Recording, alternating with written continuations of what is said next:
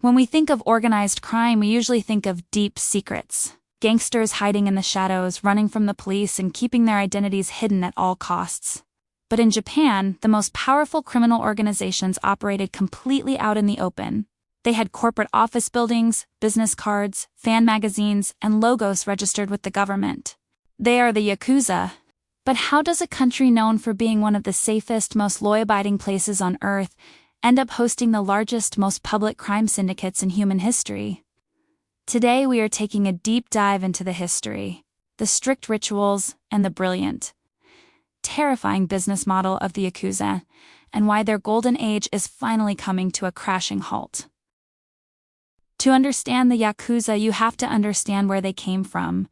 They didn't start as powerful billionaires. They started as the absolute bottom of society. Hundreds of years ago, during the Edo period in Japan, society had very strict classes. If you didn't fit in, you were pushed out. The outcasts eventually formed into two main groups to survive. The first were the takiya, who were street peddlers selling cheap or shady goods. The second were the bakuto, who were illegal gamblers, because the government offered them no protection. These outcasts formed their own tight-knit families. They created their own strict codes of honor to protect each other from a world that hated them. Over centuries, these families merged, grew, and evolved into the massive syndicates we know today. If you ask the police, the Yakuza are boryakuden, which translates to violent groups. But if you ask the Yakuza what they are, they use a completely different word, ninkyo dantai, which means chivalrous organizations. The Yakuza view themselves as modern-day samurai, claim to follow a strict moral code where the strong must protect the weak. In their minds, they are a necessary evil. They run illegal gambling, extortion, and vice. But they heavily enforce a rule that street crime, like muggings or theft, is not allowed in their territories. For decades, the Japanese police quietly tolerated them because having one highly organized, polite mob boss controlling the streets kept random, chaotic street crime incredibly low. It was a dark, unspoken agreement. Nothing represents the Yakuza's commitment to their family more than their tattoos, known as Irezumi. These are not standard tattoos done with a modern machine in a few hours. Traditional Yakuza tattoos are done by hand, using a wooden stick and a needle. It takes hundreds of hours, costs tens of thousands of dollars, and is agonizingly painful. So why do they do it? It is a test of absolute endurance. By sitting through that much pain, a member proves he has the mental toughness to survive anything the syndicate asks of him. However, the tattoos usually stop exactly at the wrists, ankles, and neck. This way, when a Yakuza member puts on a tailored business suit, the tattoos are completely hidden, allowing them to blend perfectly into polite corporate society. But what happens when a member makes a massive mistake? In the Yakuza, apologies require more than words. They require sacrifice. This is the ritual of Yubitsume or finger cutting. If a member offends his boss, he must slice off the top joint of his own pinky finger, wrap it in cloth, and present it to the boss as an apology.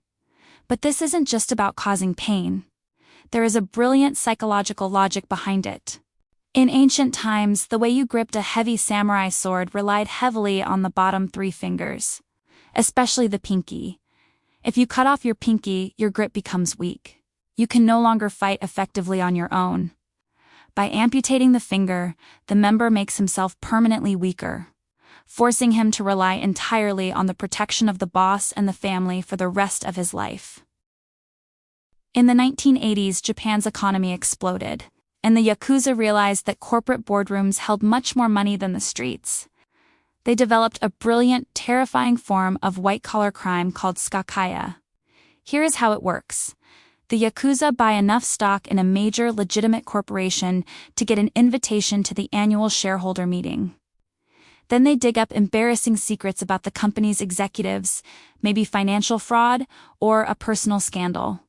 They approach the executives and say, "Pay us millions of dollars or we will stand up at the shareholder meeting, in front of the press and the public, and scream all your secrets," because Japanese corporate culture values saving face and avoiding public shame above almost everything else. The companies quietly paid them billions.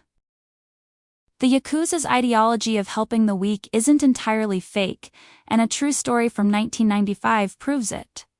When a massive, catastrophic earthquake struck the city of Kobe, the Japanese government was incredibly slow to respond.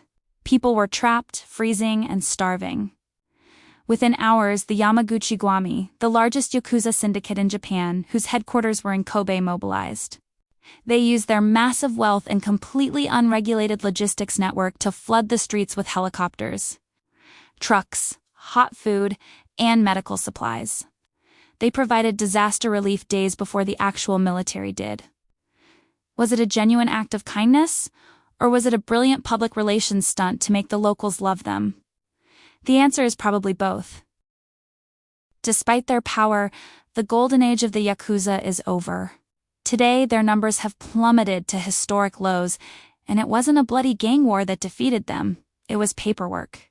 In the 2010s, the Japanese government passed the Yakuza exclusion ordinances. These laws didn't make being in the Yakuza illegal. Instead, they made it a crime for any normal business to deal with them. The results were devastating. Today, if you are a known Yakuza member, you cannot open a bank account. You cannot rent an apartment. You cannot even sign a contract to buy a cell phone. By completely locking them out of the modern economy, the government slowly choked them to death. Today, the Yakuza are mostly an aging population of elderly men, struggling to survive in a world that finally locked the doors on them. Here is a quick fact to wrap up the topic. Have you ever wondered where the actual word Yakuza comes from? It comes from a traditional Japanese card game called Oyachikabo, which is similar to Baccarat. In this game, the absolute worst hand you can possibly draw is an 8, a 9, and a 3. In traditional Japanese counting, 8 is ya, 9 is ku, and 3 is za, Yakuza. They literally name themselves after a useless, losing hand of cards, fully embracing their identity as the outcasts of society. The story of the Yakuza is a fascinating paradox.